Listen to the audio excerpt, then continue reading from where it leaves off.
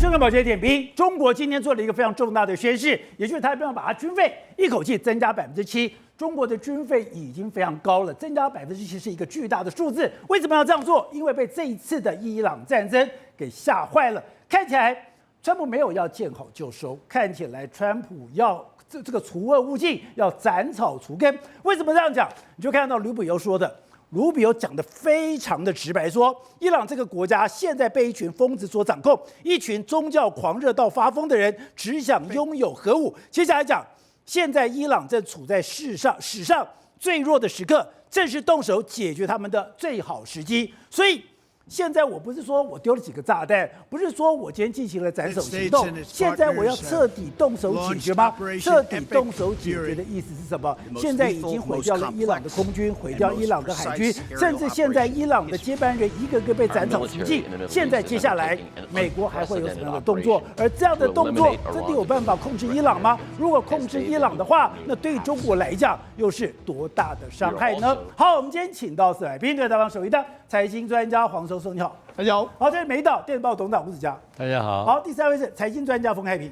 好，第4位是军事专家陈国民。大家好。好，所以施总，本来我们大家就好奇说，川普今天做这个动作，你到底要怎么样的收尾？你已经杀了很多的人了，你已经把哈米尼给杀了，你已经把接班的80几个人都杀了，你把海军都给灭了，你把空军也都灭了，那你接下来要干嘛？我们如果今天从卢比欧的谈话来讲的话，我不是把你空军灭掉就算了，把你海军灭掉就算了，把你哈米尼灭掉就算了，接下来，我是要真的动手解决。什么叫做动手解决？没错，现在川普已经化身为这个杀神。杀神是什么意思呢？神挡杀神，佛挡杀佛这样一个概念。也就是说，现在在伊朗境内里面有飞弹，我就把你歼灭；有无人机，我就把你歼灭；有船，我把你炸沉；有人员出来，我就把你干掉；有军官啊，有领导人，我把你干掉。反正现在的目标是什么？原本大家都说，他不是作战4个礼拜吗？没有，他现在已经宣布说，五角大厦可能要作战100天。100天作战。好，那另外，所以一开始讲100天的时候，我本来以为说，我这个战要打100天吗？难道要纠葛100天，这个战事才可能结束吗？结果施总，你刚刚跟我讲说不是。是川普准备100天，来好好的收拾革命卫队。对，也就简单来说，就是要把这个伊朗他认为的那些 evil 的政权啊，或者那些人，把世界上从他们抹平这样一个概念。好，那到现在，你以为说只有这个空中部队，没有。现在最新的消息是，库德族了，他们不是跟库德族联络吗？库德族的兵啊，已经从这个伊拉克境内开始往伊朗推进来了。对，那伊朗推进的时候，美国跟以色列呢负责空优，然后把他们的掩护进去这个伊朗里面，所以现在呢，可能地面部队不是美军的地面部队，库德族的地面部队已经进来了。所以库德族进到边界的时候，你前面的路上，你前面的障碍，是由以色列跟这个美国帮你清除干净。对，没错。那当然，川普非常开心嘛，他说如果满分10分啊，美军目前为止表现15分。好，那我们讲最后的这个目标是什么？卢比欧讲得非常清楚，他说伊朗现在就是被一群疯子所掌控，所以他的目标是什么？因为他们还用什么？想用无人机啊、飞弹还有恐怖攻击来保护自己的核武的发展计划，所以现在是他们最弱的时候，所以正是动手解决他们最好的时机嘛。所以也就是说，一定要把现在那个 evil 疯子掌握的国家，把它从世界上抹平，就是这样。因为我们曾经知道说，伊朗是全世界最难搞的国家，现在很多的强权碰到伊朗都束手无策，大家就非常好奇说，那你川普有能力面对他们吗？有能力压制吗？有办法处理吗？就我们看到现在白宫释放了很多的影片。现在整个伊朗的空优真的是完全由美国跟以色列所掌控，北边有以色列，南边有美国，结果真的是见神杀神，见佛杀佛。没错，现在目前为止来说，美国当然是用压倒性的 AI 的这个战术，还有这个科技压倒了这个目前为止伊朗的这个相关的这个攻势嘛。你看，他们白宫还发布这个影片是什么？用电玩的这个决战这个时刻来启动，所谓他们的，你看就好像是你在打电玩，那但是他就用这个所谓伊朗的这个实境跟你结合起来，所以呢，这就是美国用这个科技，它即使在展示它的武器的时候，它还是用这个 AI 展示给你看。那我们现在看到一连串，我可以从空中，我可以从陆基，我可以从海上，我任何的目标都可以打击。对，没错。那我们看到一连串的这个画面，这一连串的画面，你看，这是无人机嘛？对，飞机在那个地方，我就把你干掉。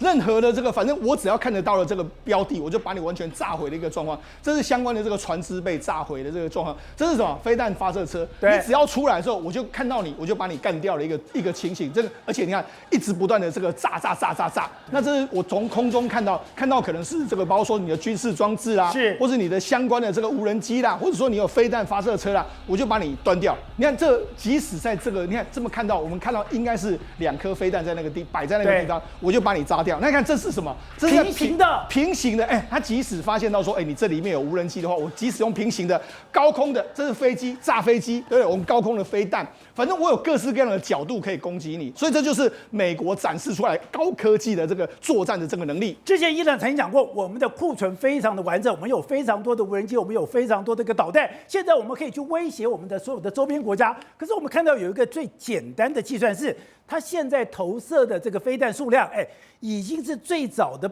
已经砍掉82%了。对，没错，我就说嘛，因为这次的 AI 可以让它的投弹量可以大幅的减少，但是精准度越高。好，那除了我们刚才看到都是路面上的这个作战之外，还有什么海上的作战？这几天的时候，赫格塞斯不是证实什么？没有错，伊朗引以为傲的王牌军舰叫德纳号被我们炸掉了，在斯里兰卡附近炸掉，而且是美国用什么？美国用潜舰。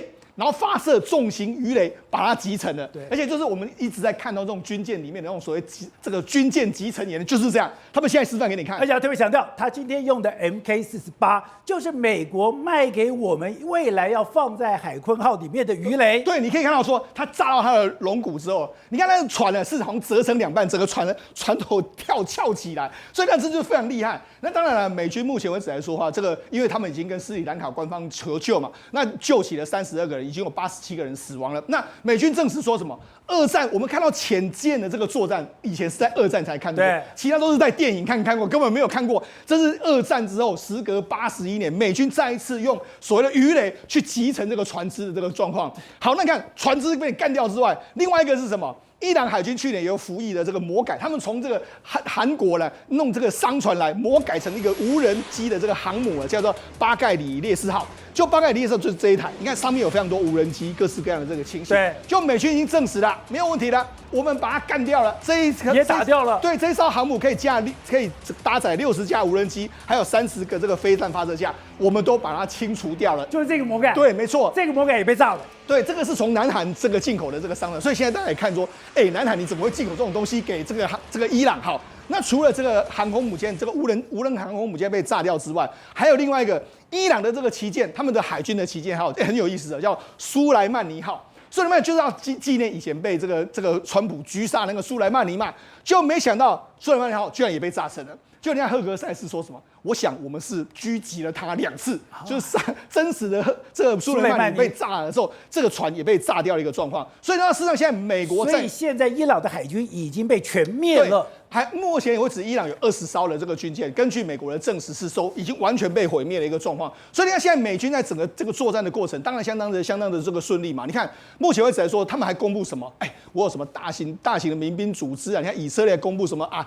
伊斯兰革命卫队的各式各样的东西，我都完全把你炸中的一个情形啦。包括说，你看我们怎么去摧毁伊朗这个防空体系的一个情形，那包括说我们还怎么击中你的飞弹发射车，各式各样。甚至美军现在做什么呢？他们现在这伊朗的这个空优到底美军掌握到什么程度？他们现在派 B-52轰炸机去。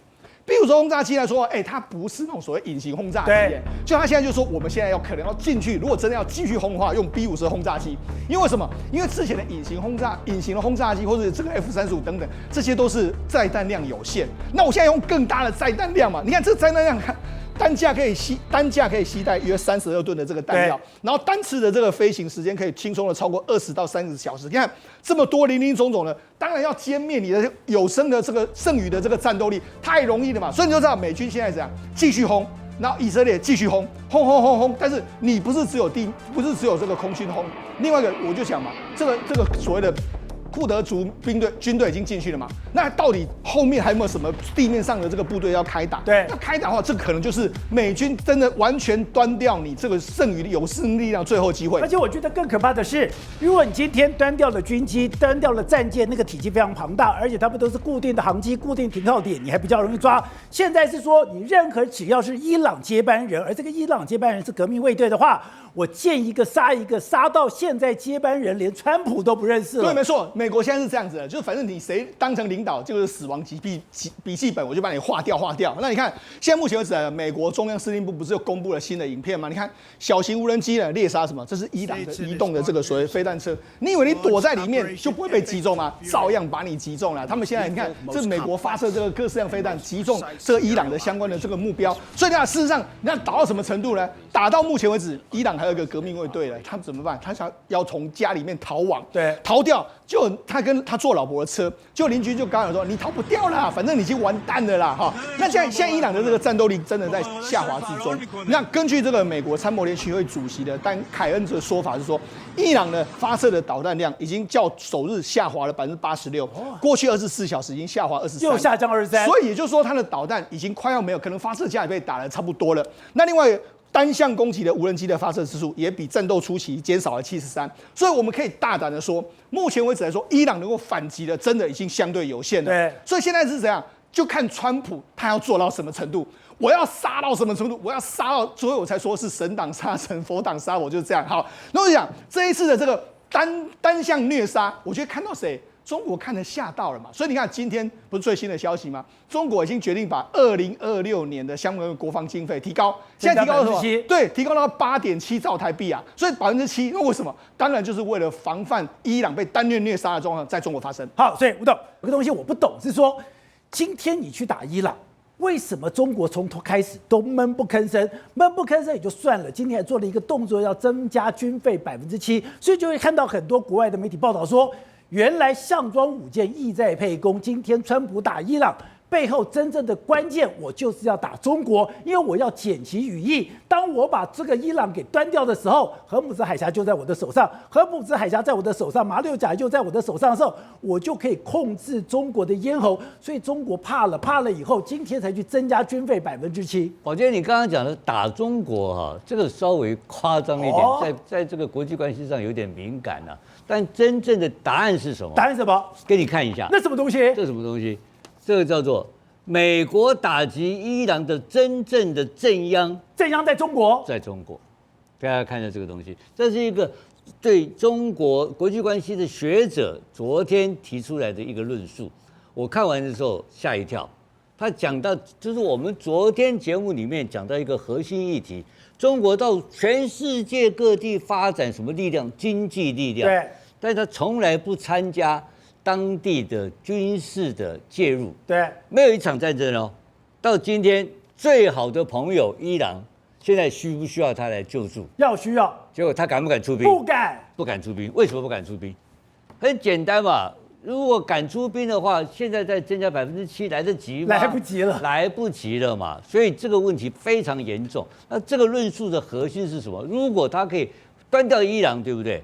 端掉伊朗的话，对中国的核心利益影响多大？有多大？当然，这个是一带一路的，它是一带一路的这个关键的节点嘛。那还有长期的盟友，中国的伊朗的90%的石油能源是卖给中国。中国的50%的能源是来自于伊朗哦，而且他拿到非常好的折扣的价格，代表什么意思？他利用伊朗的低价的石油发展他庞大的经济的力量，结果他提供他非常多的军事的帮助，对，还有包括什么空中的飞机啦，包括飞弹等等，就是到真正伊朗挨打的时候呢，他不敢出兵，他不敢动啊，现在很现实的不敢动啊，那。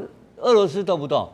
俄罗斯也不动啊，因为俄罗斯看那个油价要涨啦，对，石油涨价，我当然不救你啊，我等于收割这个成果。那这个概念出来变什么概念？你知道吧？什么概念？那我问你，上一个国家是哪里？委内瑞拉。委内瑞拉的主要的资源是谁？中国啊，也是经济也是中国啊。中国现在在伊朗投资的，世忠讲的未来4000亿，已经投资了1000亿。对，现在怎么回收？由伊朗的老板换人，变成老美变老板，川普是老大了。那我投资的1000不是打水漂了吗？打水漂啊，很简单啊。好，那问题来了，那第3个地方在哪里？它不是南方国家吗？对。它不是有非洲吗？对。它不是有全世界很多它准备在发展的经济的王国的中国帝国？你说还有？不是委内瑞拉、伊朗还有第3个。如果你这样搞的话，那我知道嘛。我动它，你不敢出兵嘛？那我敢不敢动它？敢动我就胆够给你看的。所以这个叫什么？这叫做示范打击。所以我如果动伊朗，中国都不敢吭声，那我就没有不敢动的地方了。他就一定会动下一个。为什么不敢动？因为中美战争、中美的争霸是21世纪的主要的这个国际政治的主要的题目嘛，对不对？这势必要拼出个输赢啊。可是这一场战呢，伊朗只是我们看到的第二盘菜而已。对，所以这个示范的效果，它的这个在这个学者论述里面很清楚哦。说，如果你没有准备好，对，要去做军事的救援的情况之下，你只有经济的时候，你会暴露你自己的缺点，会让川普非常低成本的取得胜利。我们知道，其实有一个政治分析，就是在布里辛斯基的大棋盘里面就非常重要。伊朗是搅动这所有国家一池春水，而中国这几年怎么做？中国这几年刚刚讲的，我给你25年的合作计划，我给你4000亿的资金，我给你资金，我帮你盖港口，我给你所有的资源，然后呢，你提供给我石油作为交换，然后我给你这些东西之后，美国就必须要派他兵力的15%到20%，第5舰队就必须要守在这个地方。如果今天你美国对我中国开始有一些威胁的时候，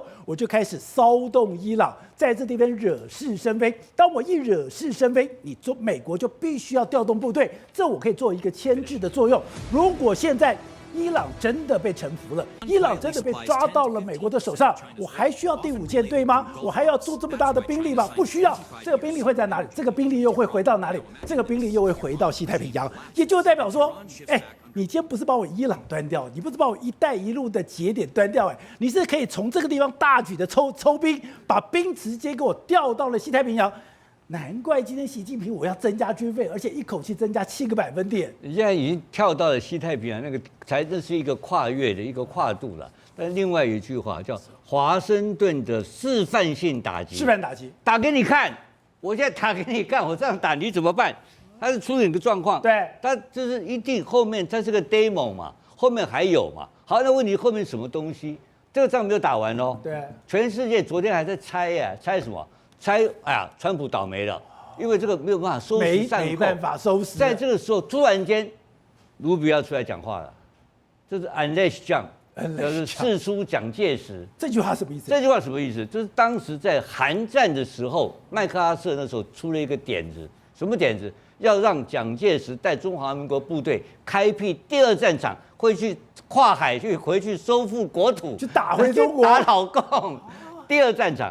所以大家都看到 unleash 这样的时候，都解读说这个释出蒋介石是什么意思，都搞不清楚。但是核心是一个东西，我爸爸是中华民国第1任海军陆战队的上尉连长，他们那时候做什么事？登陆，蓝星计划。他们当时真的有一个国光计划，是准备要反攻大陆的。他们当时还去登陆了东山岛。当时美国真的是要叫蒋介石打回大陆去的。对的，因为他要开辟第2战场的话，才能够减轻他在朝鲜半岛的压力嘛。所以核心释出蒋介石这句话的核心是什么？是开辟第2战场。那我们就在谈这个问题啊。那伊朗怎么开第2战场在哪里？第2战场是怎么会开？所以库德族今天让他进去了。不，库德族，我现在讲的是有一个前提先确定。美以联军，美国以色列联军有一个前提不会改变，他们绝不参加地面的作战，所以不派出地面部队，这是确定的。如果这个原则确定的话，换言之讲，这个就不是美国以色列去打伊朗，对，那一定是他内部的部队有内部的军事政变，内部的所谓的军阀的斗争会开始嘛。这个军阀斗争的真正的2股力量最大嘛。一个就是革命卫队嘛，对。第2个是什么？国防军，他的国防军嘛，所以他一定是2个，其中有一个是跟美国合作的嘛，是谁合作我们不知道。所以他已经在这个渗透跟这个收编，你要想到，如果革命卫队跟国防军在里面大干起来的话，或者部分的军阀干起来的话，那个规模是庞大，那是30万对10几万的部队的作战，而且那个地形地物在里面复杂不得了，谁都不知道怎么打仗，只有伊朗人最会杀伊朗人。各位，我们刚才讲的就是中国在这一次一口气增加7%的这个军费。你说，因为在这个战争里边，已经有很多的隔代，已经不是中国可以追赶的。中国如果不再增加军费的话，它跟美国的军力是天差地远的。对，我们还是从这次美国攻击伊朗的一些武器来看那其实我们都知道巡弋飞弹很精准那其实巡弋飞弹大概1991年波斯湾战争就展现出它的威力那现在的巡弋飞弹是发展到第3代跟第4代，换句话来讲，它打得更精准那其实我们刚才讲过说如果说面对红海跟波斯湾的洞口，它可以用巡弋飞弹打对。但是呢，如果说不是面对红海跟波斯湾的洞口，比如说藏在这边的洞窟，那怎么办呢？其实美国还有很多法宝什么法宝？比如说我们之前讨论过的海马式发射所谓的陆军战术飞弹嘛。对。那陆军战术飞弹跟巡弋飞弹不一样，巡弋飞弹是慢慢的飞精准明确很好。但是呢，陆军战术飞弹或所谓的 PRS 飞弹不是，它是先射上去之后呢，掉在你的正门口。对。那这个部分呢，可以增加我们叫弹药的贯穿力为什么要增加弹药贯穿力？突破地下室的洞窟跟基地这个很重要那其实我们在海面上这个是陆地上，那海面上有什么？其实海面上我们的桌子刚好可以做一个示范，刚好，也就是导播看这个现在一个碉堡，假设，那这个碉堡，假设一个碉堡，我的门洞口在这个地方，过去我的巡弋飞弹当砰的一下就打过来了，可是如果说他今天不是在我的正面，他藏在我的旁边怎么办？那藏在旁边我不可能转弯啊，就搞了半天，他现在怎么办？我现在是可以飞上去，到了这个地方再打下来，所以你不管在任何的角度、任何的方向，我的 PRSM 都可以打得到。对，我们先讲说，不管是陆军战术飞弹或 PRSM 都有这个能耐那其实美国会考虑到说，万一连 PRSM 都打不准的时候怎么办？动用轰炸机所以轰炸机的话，其实飞到你头上直接丢几颗都精准炸弹，那确实会增加更大的贯穿力那其实我们在想说，这个远在7、8千里之外的战士关台湾什么事？其实关台湾很大的事因为台湾获得了海马斯多管火箭，那未来有可能我们获得叫 PRS 飞弹，对，要看美国的意愿那其实中国看到这个，他会有所警惕就是说好，那既然在伊朗示范过这么大的范例那其实中国也有很多洞窟式的基地，没有错但是其实中国会看到可能会心生警惕那心生警惕怎么办呢？应对方式是什么？增加军费所以其实没有一个国家说在年初增加军费，说这个蛮奇怪但是呢，其实美国除了在陆上之外呢，其实它海上也掌握得到。为什么掌握到？那其实这一艘所谓德纳号军舰那其实是刚参加印度海军关键师说，在返航的途中到斯里兰卡附近的时候呢，突然被击沉那我们就问说，那美国军舰为什么可以掌握到这个德纳号的行踪？然后呢，打完之后呢，就偷偷摸摸的跑了，还可以好整以暇的公布我们叫潜望镜瞄准的照片所以其实不管是陆地上、天空还是海上的，其实美国跟以色列呢都有全方面的能力的掌握。对，那其实这方面我们叫体系化战争那体系化战争的美国示范，从伊朗示范给中国看。那中国要怎么应对除了加强军备之外，其实昨天有一条新闻就说他们赶快拆除那个监视器所以说对，所以我们叫环环相扣啦，环环相扣，就是说其实中国会怕啦，或者说你可以说这个叫我们叫敲山震火，其实都对。而且这一次美国卖给武器很多是在伊朗这个战争里面拿来使用。刚刚不讲吗？你把那个军舰给炸掉，是透过潜舰。潜舰用什么这个炸弹？鱼雷是 MK48 这一次就是卖给台湾，为了要装在我们的这个所谓海鲲号里面，对不对？它代表我们之前讲过，以前他们要打掉这个基德舰的时候，空中怎么炸都没有用，地面一个 MK48 就可以把你干掉，所以一个 MK48是可以直接把一个军舰打掉。现在我们台湾有，另外的海马斯我们也有，所以为什么我们在强调军备很重要？你从这一次的这个什么伊朗战争就可以知道。